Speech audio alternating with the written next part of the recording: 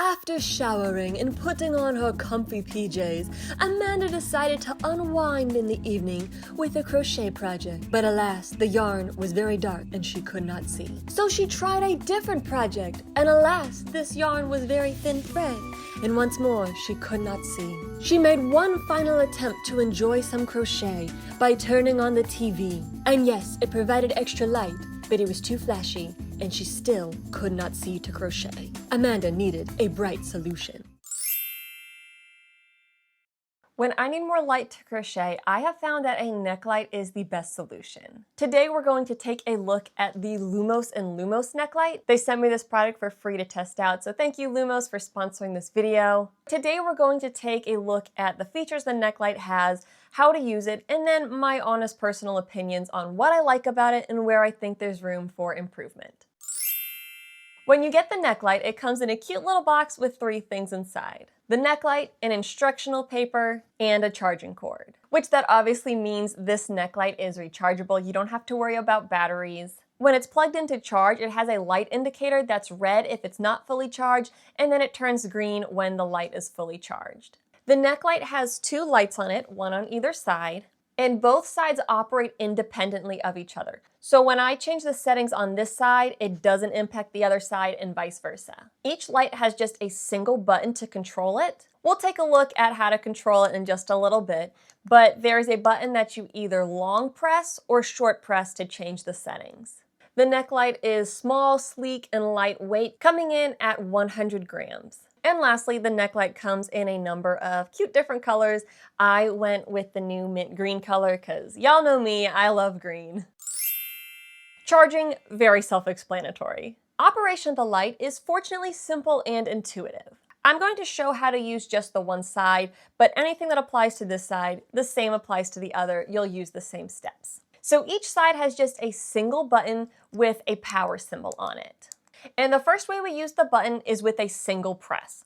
A single press is going to turn the light on and change the settings. I don't like to think of this button as an on-off switch because the first press turns the light on, but then the next 2 presses change the setting, and then the third one after that turns it off.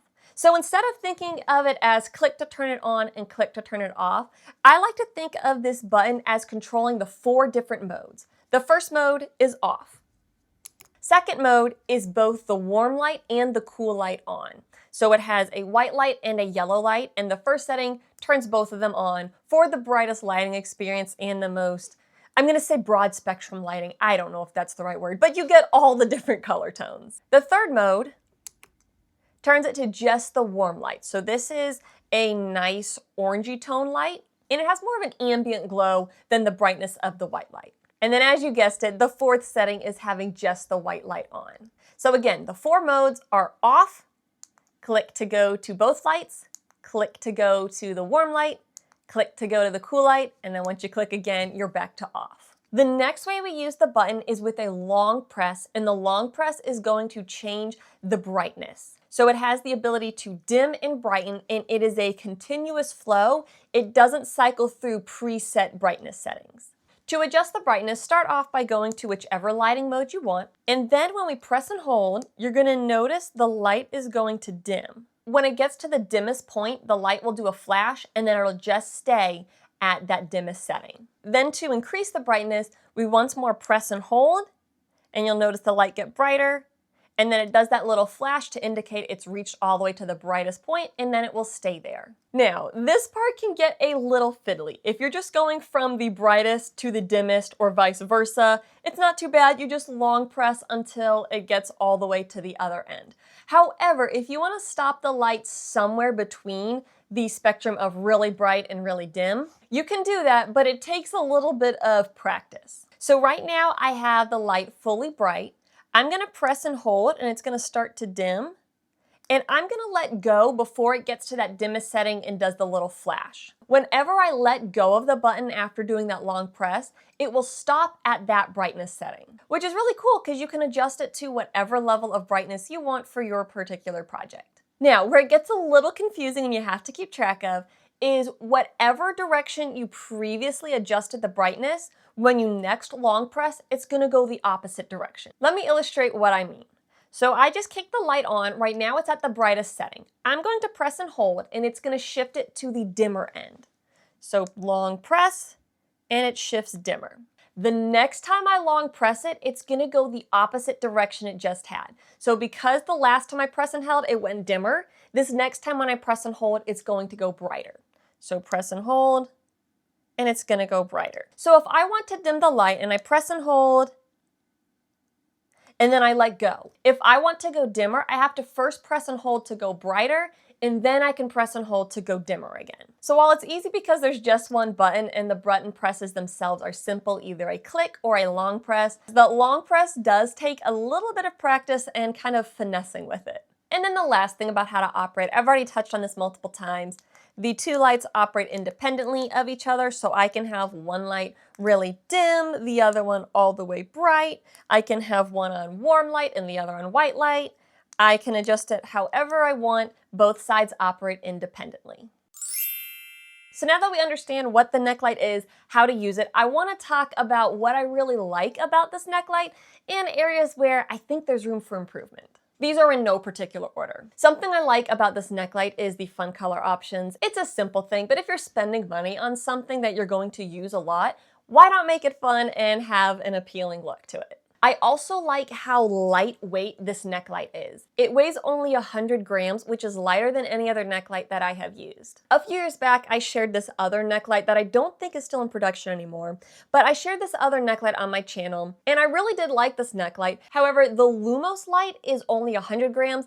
This one weighs 193 grams, which is nearly double the weight of the Lumos one. 100 grams might not seem like that big of a deal, but when you have the weight of something sitting on the back of your neck and you're doing a marathon crochet session, the weight can start to be noticeable, and having it lightweight can just mean it's more comfortable for long-term use. This neck light works really well for a lot of projects because I have the different light tone settings. If I'm watching TV with my family, I might not want it on the white and brightest setting, but if I'm working with black crochet thread, I might want it on the white setting. Speaking of adjustability of the light, I think it's really cool that this has a dimming setting versus just having preset brightnesses.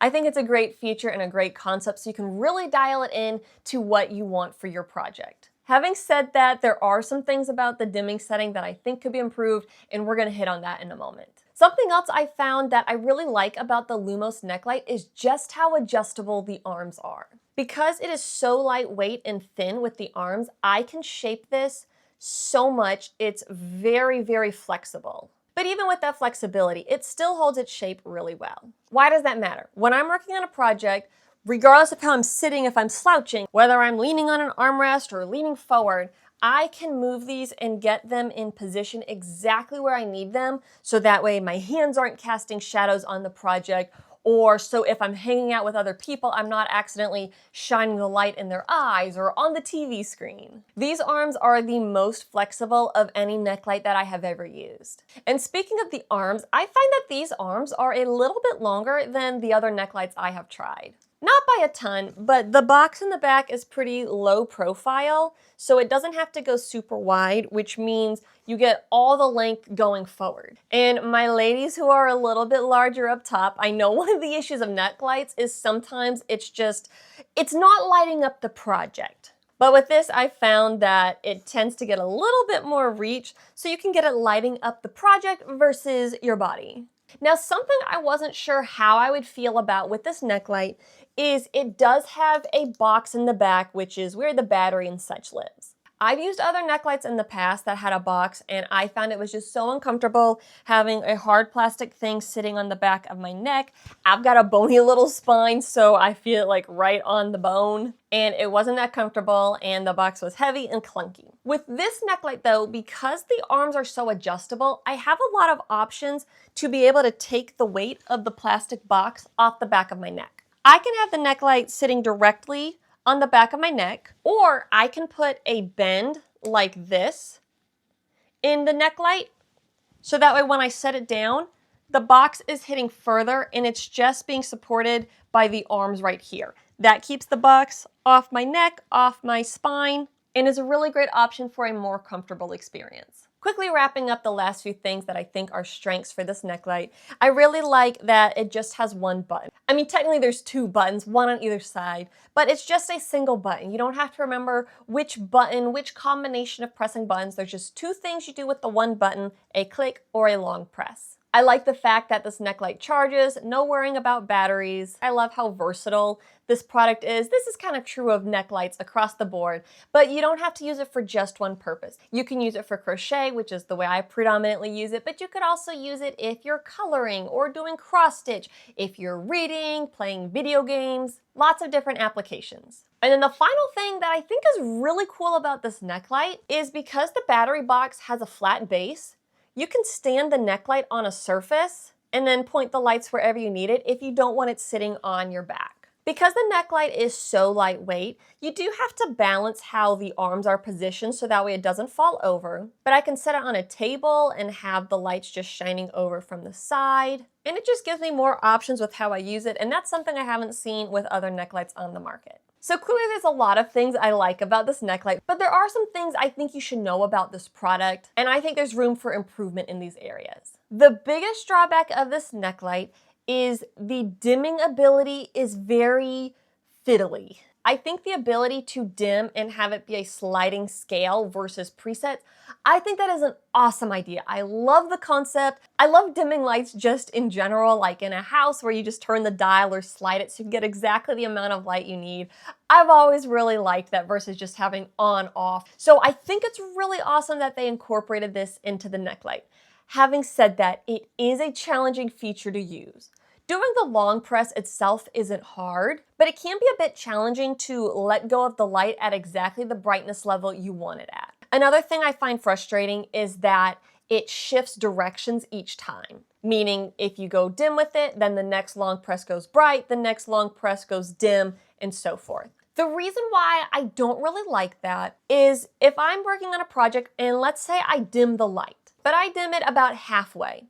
Well, I might be working on my project and go, you know what, that's a little too bright. Let me go a little darker. I can't just start where I'm at and go a smidge dimmer. I have to go back to bright and then back down, which means if I was at 50% brightness and I want to go down to 40% brightness, I can't just do a quick little shift dimmer. I have to shift brighter first and then go to dimmer and try to figure out, okay, where was my brightness at last time? Let me stop it a little bit dimmer. Now, when you switch directions from dim to bright, you don't have to go all the way to the brightest or dimmest to then go back the other direction. So let's say I dim it, I decide I want to go dimmer, I have to go brighter before I can go dimmer. When I go brighter, I don't have to go all the way up to the brightest setting, I just have to make it brighter to some extent, but that doesn't really save me anything or make it any easier. While the single button is awesome and it keeps this sleek and lightweight, I do think it would be really nice if instead of a long press to adjust the brightness, if there were just a little wheel or a little slider that I could adjust. That would make it a lot easier to be very precise with the brightness, and I think would make that feature just more functional overall. Another drawback of the light that I've kind of touched on is it's a style that has a box to house the battery. The box is plastic, and while the plastic's not super hard and it's very smooth, it still is a box sitting on the back of your neck. There's things you can do to compensate for that, and honestly, I might crochet a little sleeve that I can slide on or off if I just want to add a little more padding to where the box sits on my neck. But no matter what, you can't get away from the fact that this has a box on it. I think the light does make up for the less comfortable feature of having the box by the light being really lightweight overall and the box having a flat bottom so you can stand it up. But do keep in mind that you will have the box sitting on the back of your neck.